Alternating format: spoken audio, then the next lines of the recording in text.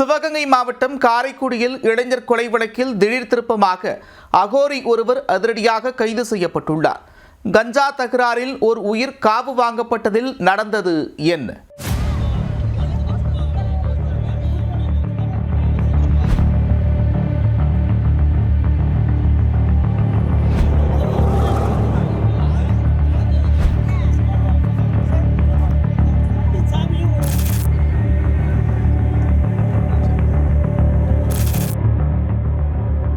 சிவகங்கை மாவட்டம் காரைக்குடி அருகே வேயன்பட்டியைச் சேர்ந்தவர் நந்தகுமார்.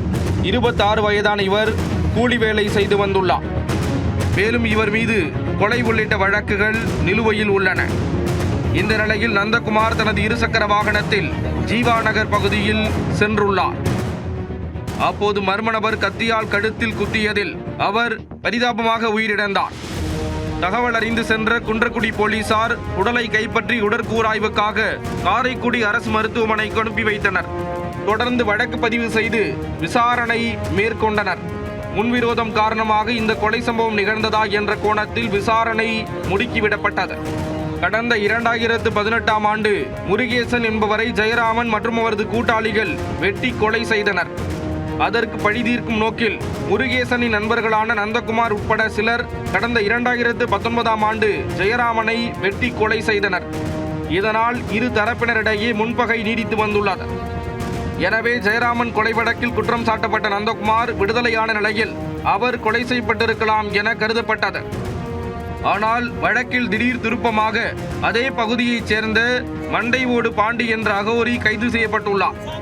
65 வயதான பாண்டி அப்பகுதியில் அகோரி போல சுற்றித் திரிந்துள்ளார். இரவில் சுடுகாட்டு பகுதியில் அடிக்கடி பூஜை செய்து வழிபாடு செய்து வந்துள்ளார். இவர் கஞ்சா உபயோகித்து வந்ததாக கூறப்படுகிறார். இதை அறிந்த நந்தகுமார் மண்டைவோடு பாண்டி வீட்டுக்கு சென்றுள்ளார். அங்கு சென்றதும் தனக்கு கஞ்சா வேண்டுமென்று கேட்டு அகோரியை தொந்தரவு செய்துள்ளார். இதனால் இருவருக்கும் இடையே தகராறு ஏற்பட்டுள்ளது. அதில் ஆத்திரமடைந்த அகோரி தனது இடுப்பில் வைத்திருந்த கூர்மையான கத்தியை எடுத்து நந்தகுமார் கழுத்தில் ஓங்கி குத்தியுள்ளார். இரத்த வெள்ளத்தில் உயிருக்கு போராடிய நந்தகுமாரை மீட்ட அவரின் நண்பர்கள் இருசக்கர வாகனத்திலேயே மருத்துவமனைக்கு அழைத்து சென்றுள்ளனர். சிறிது தூரம் சென்றதும் சுயநினைவை இழந்து நிலை தடுமாறி கீழே விழுந்துள்ளார். அங்கு விரைந்து வந்த 108 ஆம்புலன்ஸ் பணியாளர்கள் அவரை பரிசோதித்துள்ளனர். வரும் வழியிலேயே அவர் இறந்து விட்டதை அவர்கள் உறுதி செய்தனர். இதையடுத்து அகோரியை கைது செய்த போலீசார் நீதிமன்றத்தில் ஆஜர்படுத்தி சிறையில் அடைத்தனர். கஞ்சா கேட்டு தகராறு செய்த இளைஞரை அகோரி ஒருவர் கத்தியால் குத்தி கொலை செய்தது காரைக்குடி பகுதியில் கதிகலங்க வைத்துள்ளது.